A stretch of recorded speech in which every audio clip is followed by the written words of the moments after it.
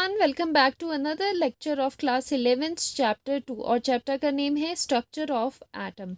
तो देखो, इस लेक्चर में हम बात करने वाले हैं वेव की एंड वेव के कुछ इम्पॉर्टेंट पैरामीटर्स के बारे में। ठीक है, तो देखो, जो मेन टॉपिक आपका इस चैप्टर में आने वाला है दैट इज़ इलेक्ट्रोमैग्नेटिक रेडिएशंस या फिर इलेक्ट्रोमैग्नेटिक वेव्स, जिन्हें हम शॉर्ट में कहते हैं ईएम वेव्स। ओके, तो मेन टॉपिक इसके बाद आपका वो ही रहेगा, लेकिन मुझे लगा कि आपको एक बेसिक सा ओवरव्यू दिया जाए on wave and it's parameters, क्योंकि आगे ईएम वेव्स में कुछ एक पैरामीटर्स यूज़ होंगे, वेरी फ्रिक्वेंटली हम यूज़ करेंगे उन्हें, तो आपको इन चीज़ों के बारे में पता होना चाहिए। आई थिंक आपने ये चीज़ें लोअर क्लासेस में पढ़ी होगी, लेकिन हम यहाँ पर भी एक बार इसका ओवरव्यू ले लेते हैं। ठीक है, अब देखो वेव क्या होता है। एक्चुअली वेव, आपको पता है वेव कुछ इस तरह से ट्रैवल करती है। ठीक है, इस तरह की वेव होती है। अब ये वेव एक्चुअल में क्या है? एक्चुअली इस वेव में ये वेव प्रोड्यूस होती है जब आपका पीरियोडिकली डिस्टरबेंस होता है। ठीक है, एंड जो ये वेव्स होती है ये कैरी करती है एनर्जी एंड ये ट्रांसफ़र करती है एनर्जी को from one place to another. ठीक है, इसमें क्या होती है, वेव में ट्रांसफरेंस ऑफ एनर्जी होती है, दैट मीन्स एनर्जी ट्रांसफ़र होती है from one place to another. अब ये चीज़ कैसे हो रही है? जैसे मान लो कोई भी वेव है, जैसे साउंड वेव है या फिर वाटर वेव है। अब क्या होता है कि वहाँ पर क्या है, वहाँ पर एटम्स है। एटम्स क्या करते हैं? एटम्स ऑसिलेट करते हैं। एटम्स के ऑसिलेशन की वजह से वो ट्रांसफ़र करते हैं energy from one atom to another.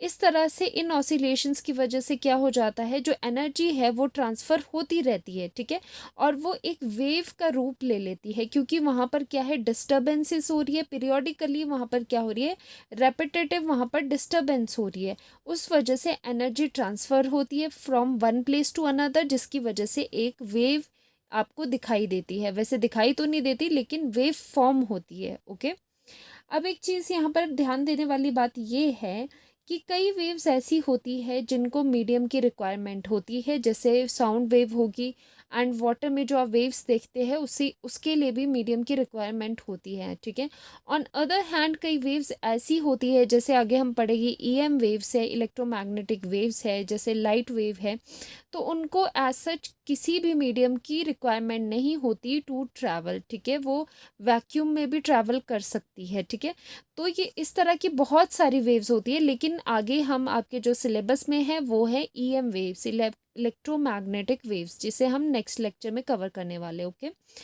तो यहाँ पर देखो, ज़्यादा तो हम फिज़िक्स में नहीं जाएंगे, क्योंकि ये फिज़िक्स का मेनली फिज़िक्स का ये टॉपिक है। वहाँ पर डिटेलिंग आपको मिल जाएगी अगर आपको डिटेल में वेव के बारे में पढ़ना है। ठीक है, जस्ट हम यहाँ पर थोड़ी थोड़ी इन्फॉर्मेशन मैं आपको बताती हूँ जो आगे आपके काम आएगी। ठीक है, ज़्यादा कॉम्प्लिकेटेड हम चीज़ों को नहीं करेंगे यहाँ पर। ओके, तो यहाँ पर क्या होता है, यहाँ पर हम लिख सकते हैं कि ट्रांसफ़र ऑफ एनर्जी होता है। ठीक है, ट्रांसफ़र ऑफ एनर्जी।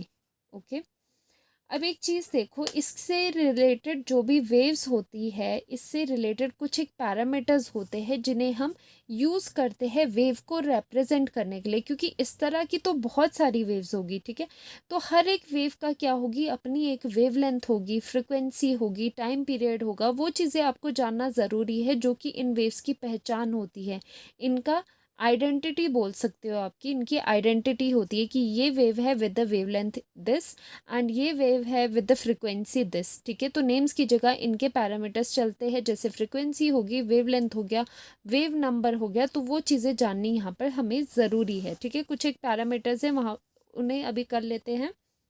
देखो, सबसे पहले आता है वेवलेंथ। ठीक है, वेवलेंथ को डिनोट कैसे करेंगे, बाय द सिंबल लैम्डा। ये लैम्डा होता है, लैम्डा से हम वेवलेंथ को रिप्रेजेंट करते हैं। ठीक है, अब देखो, जब भी कोई वेव है, किसी भी वेव के लिए वेवलेंथ क्या कैसे डिनोट करते हैं, जैसे यहाँ पर मैंने एक वेव बनाई है। ठीक है, विद टाइम टी, ये विद टाइम टी प्रोपेगेट कर रही है आगे, एंड यहाँ पर इस एक्सिस पे डिस्प्लेसमेंट दिया गया है। ठीक है, तो यहाँ पर डिस्प्लेसमेंट वर्सेस अगर टाइम है, तो ये पोजीशन कौन सी है, ये है ज़ीरो डिस्प्लेसमेंट की। ठीक है, तो ये इसकी रेस्टिंग पोजीशन होगी, जहाँ पर ये रेस्ट पे है, अभी मोशन में नहीं है पार्टिकल। ठीक है, अब अगर आपने वेव का वेवलेंथ देखना है, तो कैसे देखोगे, शॉर्टकट में आपको बताती हूँ, क्रेस्ट से क्रेस्ट का डिस्टेंस एंड ट्रफ से ट्रफ का डिस्टेंस। अब ये देख लो क्रेस्ट एंड ट्रफ क्या होते हैं। तो देख लो किसी भी वेव में जो ये आपको अपर पीक्स नज़र आ रही है इन्हें कहते हैं क्रेस्ट, ठीक है, क्रेस्ट, और ये वाली भी होगी क्रेस्ट, ओके। एंड जो लोअर पोर्शंस होते हैं, जो लोअर पीक्स होती है आपके पास, उन्हें कहते हैं ट्रफ। तो ये होगी TROUGH ट्रफ, और ये भी होगी ट्रफ, ठीक है। तो ये तो आपको पता चल गया क्रेस्ट क्या होती है, ट्रफ क्या होती है। अब वेवलेंथ कैसे आती है, या तो आप क्रेस्ट से क्रेस्ट का डिस्टेंस ले लो या फिर ट्रफ से ट्रफ का डिस्टेंस ले लो। दैट मीन्स या तो ऊपर की दो पीक्स के बीच का डिस्टेंस ले लो, या नीचे वाली पीक्स की, नीचे वाले जो पीक्स है आपकी, उनका आप डिस्टेंस ले लो उनके बीच का, वो क्या होती है, वो वेवलेंथ होती है, ठीक है। तो यहाँ पर कैसे हम बताएंगे, जैसे ये ट्रफ है, ये भी यहाँ पर ट्रफ है, तो वेवलेंथ कहाँ से कहाँ आएगी, तो यहाँ से, ठीक है, यहाँ से अगर आप डॉट डॉट करके यहाँ पर मार्क करो और यहाँ से भी यहाँ पर मार्क करो, सो दिस इज लैम्डा, ठीक है। तो ये हो जाता है आपका लैम्डा विच इज़ वेवलेंथ, ठीक है, ये भी वेवलेंथ होगी। अगर आप डिस्टेंस यहाँ से यहाँ तक लोगे, यहाँ से यहाँ तक का डिस्टेंस भी क्या कहलाएगा, लैम्डा कहलाएगा। जस्ट पीक से आपको एक लाइन ड्रॉ करनी है और उनके बीच का, उन लाइंस के बीच का क्या लेना है आपने, डिस्टेंस लेना है, ठीक है। तो ये भी लैम्डा हो गया, ठीक है। तो देखो लैम्डा इसे भी कहते हैं, लैम्डा इसे भी कहते हैं, और साथ ही जो वेवलेंथ की जो पर्टिकुलर डेफिनेशन होती है वो क्या होती है, वेवलेंथ की डेफिनेशन, कि वेवलेंथ होता है distance travelled by wave during one complete oscillation, ठीक है। अब वन कंप्लीट ऑसिलेशन के टाइम पर, जब वो वन कंप्लीट ऑसिलेशन कोई वेव करता है पूरा, वो डिस्टेंस जितना उसने ट्रेवल किया होता है वो कहलाता है उस वेव का वेवलेंथ। अब यहाँ पर देख लो, यहाँ पर आपका पार्टिकल था, यहाँ से रेस्टिंग पोजीशन थी, यहाँ से जाके ऐसे मूव करके यहाँ पर आके ये इसकी दोबारा से अपनी वही पोजीशन इसने गेन कर ली, ठीक है। आप कहोगे कि ये वाली पोजीशन भी तो है, लेकिन पूरा एक वन ऑसिलेशन इसको करना है। ऑसिलेशन कैसे होता है, इस तरह का ऑसिलेशन होता है, ठीक है।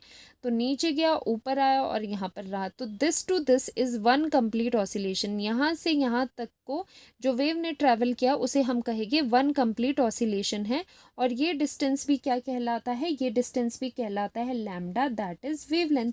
तो वेवलेंथ कहाँ से कहाँ तक मार्क कर सकते हो आप, यहाँ से लेकर, यहाँ से लेकर, यहाँ से लेकर पूरा इस पॉइंट तक जहाँ से ये नीचे आ रहा है, ये चीज़, ठीक है। This is also called wavelength. तो ये भी वेवलेंथ कहलाता है यहाँ से यहाँ तक, ठीक है। एंड ट्रफ के डिस्टेंस से दूसरे ट्रफ के डिस्टेंस तक, वो भी क्रेस्ट के बीच के डिस्टेंस को भी लैम्डा। तो देखो लैम्डा कितनी तरह से हम निकाल सकते हैं, ठीक है। तो ये समझ आ गई definition, distance travelled by wave during one complete oscillation is called wavelength, ठीक है। तो ये सब वेवलेंथ है। अब यूनिट क्या होता है, यूनिट ऑफ मेजरमेंट क्या रहते हैं इनके, जर्नली हम इनको मीटर में क्या करते हैं, मेजर करते हैं। वैसे कई बार वेवलेंथ बहुत ही कम होती है तो हम उसके लिए एंगस्ट्रॉन या नैनोमीटर इस तरह के हम यूज़ कर सकते हैं मीटर के साथ, ठीक है। लेकिन मीटर हम स्टैंडर्ड रखते हैं यहाँ पर, ठीक है। और सेकेंड पैरामीटर आ जाता है एम्पलीट्यूड का। देखो एम्पलीट्यूड क्या होता है, एम्पलीट्यूड मेजर होता है किसी भी वेव का एम्पलीट्यूड क्या होगा, उस वेव का कि हाईएस्ट मेजरमेंट, ठीक है, कि कितना हाइट पे जा रहा है, ठीक है, वो होता है उस वेव का amplitude. That is measure of the height of a wave, कि वेव की कितनी हाइट है, कितना उसका एम्पलीट्यूड है, कितना वो ऊपर तक गया। तो आपको सबसे पहले क्या करनी है, हाईएस्ट पीक का डिस्टेंस लेना है, या इन अदर वर्ड्स आप शॉर्टकट में क्या कह सकते हो, distance from rest to crest. देखो क्रेस्ट तो पता है आपको, ये होती है, रेस्ट क्या होगा, रेस्ट ये वाली लाइन है, जो ये लाइन ज़ीरो से आगे हमने ड्रॉ करी है, this line is called resting line, क्योंकि यहाँ पर जो पार्टिकल है वो रेस्ट पे है। तो ये होगी आपके पास रेस्ट। तो रेस्ट से लेकर जो क्रेस्ट तक का डिस्टेंस आएगा, this is amplitude of a wave. That means कि कितनी हाइट है किसी वेव की वो बताता है एम्पलीट्यूड, ठीक है। तो एम्पलीट्यूड भी समझ आ गया आपको। और एम्पलीट्यूड का भी मेजरमेंट हम किस में लेते हैं, मीटर्स में लेते हैं, ठीक है। तो ये मीटर में मेजर होता है। अब next parameter is wave number, very very important, wave number, ठीक है। आपको इसके नाम से ही पता चल रहा है, दिस इज वेव नंबर, और इसको वी बार से डिनोट करते हैं, ठीक है, ऊपर आपको बार लगाना होता है। So number of wave lengths per unit distance, तो वेवलेंथ जितनी आ रही है इन अ यूनिट डिस्टेंस वो होता है वेव नंबर। तो यहाँ पर नाम में क्या आ रहा है, वेव नंबर क्या होता है, जितनी वेवलेंथ आ रही है पर यूनिट डिस्टेंस में वो कहलाती है वेव नंबर। तो वी बार से इसे डिनोट करते हैं। अब ये देखो, जैसे हमारे पास क्या है, लैम्डा इज़ अ वेवलेंथ, वो एक क्या है, एक नंबर है, लैम्डा इज़ अ वेवलेंथ, ठीक है। तो lambda is a distance, lambda distance में कितनी वेवलेंथ आती है, एक वेवलेंथ, या फिर उल्टा भी बोल सकते हो, एक वेवलेंथ, एक wavelength is equal to lambda, ठीक है। सो वन डिस्टेंस या फिर यूनिट डिस्टेंस में कितनी वेवलेंथ्स आती है, 1/लैम्डा, तो यही होता है वेव नंबर, ठीक है। सो जो वेव नंबर होता है, this is wave number that is equals to 1/लैम्डा। इसका मतलब जो वेव नंबर होता है that is inverse of wavelength, ठीक है। So this is very very important formula, कई जगह आप यूज़ करोगे इसे। आपको वेव नंबर निकालना होगा तो आप कैसे निकालोगे, 1/लैम्डा करके आप वेव नंबर निकालोगे। तो इसी से यूनिट भी कर सकते हो, इसका यूनिट क्या होता है, लैम्डा का यूनिट वेवलेंथ का क्या कहा था हमने, मीटर होता है। सो इसका यूनिट हो जाएगा मीटर इनवर्स, बिकॉज ये कहाँ पर है, ये इसके इनवर्स में है, ओके। सो वेव नंबर भी आपको समझ आ गया। फोर्थ पैरामीटर होता है पीरियड ऑफ अ वेव या फिर time period of a wave, जिसे कैपिटल टी से हम डिनोट करते हैं।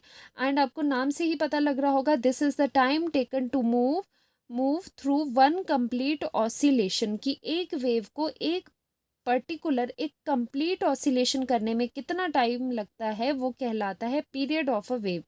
कि वेव का कितना टाइम पीरियड है दैट इज इक्वल टू कि कितना टाइम ले रही है wave to complete one complete oscillation, ठीक है। तो इसमें कुछ खास नहीं था, this is very easy. And इसका यूनिट क्या होता है, टाइम के ऑब्वियसली क्या होता है, सेकंड्स में यूनिट होता है, तो इसके भी यूनिट आ जाएगी आपके पास सेकंड में, ठीक है।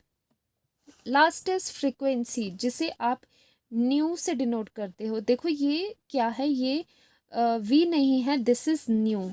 देखो वी तो आप ऐसे लिखते हो ना, वी ऐसे लिखते हो, न्यू कैसे लिखते हो, न्यू थोड़ा इस तरह से लिखते हो, ठीक है। So this is frequency, this is v. तो ये न्यू है यहाँ पर विच इज़ फ्रीक्वेंसी। तो फ्रीक्वेंसी क्या होती है, number of oscillations per unit time, या फिर बोल सकते हो कि एक सेकंड में कितनी ऑसिलेशंस कर रहा है वेव, एक वेव कितनी ऑसिलेशन करता है एक सेकंड में, वो कहलाती है उस वेव की फ्रीक्वेंसी, ठीक है।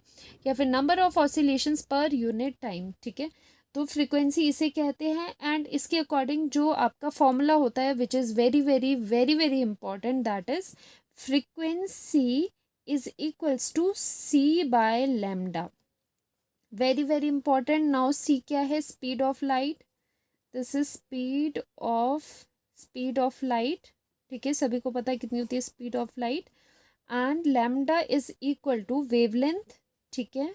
वेव का कितना वेवलेंथ है, इन्हें डिवाइड करके आ जाती है फ्रीक्वेंसी। सो फ्रीक्वेंसी का फॉर्मूला ये बहुत इंपॉर्टेंट है, कई जगह यूज़ किया जाता है, ठीक है। तो यहाँ से आपको एक रिजल्ट, आपको यहाँ से एक ऑब्जर्वेशन आप ले सकते हो, this frequency is inversely proportional to wavelength, ठीक है। So frequency is inversely proportional to wavelength. तो देखो जिस वेव की वेवलेंथ सबसे ज़्यादा होगी उसकी फ्रिक्वेंसी सबसे कम होगी, ठीक है। This is very very important. ये रिलेशंस कई जगह आपको देखने को मिलेगा, जब आप स्पेक्ट्रा करोगे उसमें भी आप एक ट्रेंड देखोगे कि जिन वेव्स की वेवलेंथ सबसे ज़्यादा है उनका फ्रिक्वेंसी कम है, एंड जिनकी वेवलेंथ सबसे कम है उनकी फ्रिक्वेंसी ज़्यादा है। वो इस वजह से होती है क्योंकि ये दोनों एक दूसरे के इन्वर्सली प्रोपोर्शनल होते हैं, ठीक है, उल्टे चलते हैं दोनों। एंड यूनिट की अगर बात करें, यूनिट क्या होता है, अब खुद बताओ यूनिट क्या होगा। यूनिट होता है हर्ट्स, ठीक है, हर्ट्स होता है जिसे HZ से हम डिनोट करते हैं, या फिर होता है सेकेंड इनवर्स।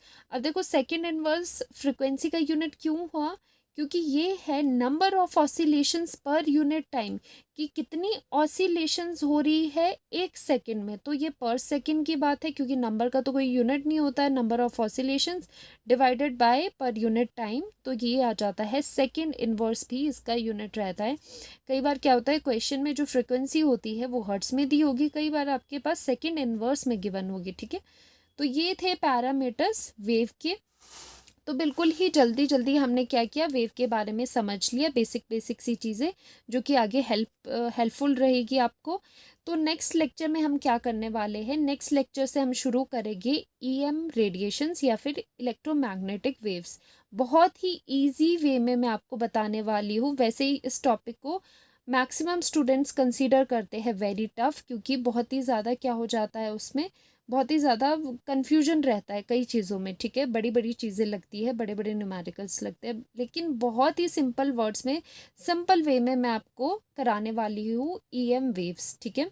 तो मिलते हैं नेक्स्ट लेक्चर में। एंड अगर आपको ये वीडियो हेल्पफुल लगी हो then do subscribe the channel and अच्छे से पढ़ाई कीजिए। Thank you so much, bye bye.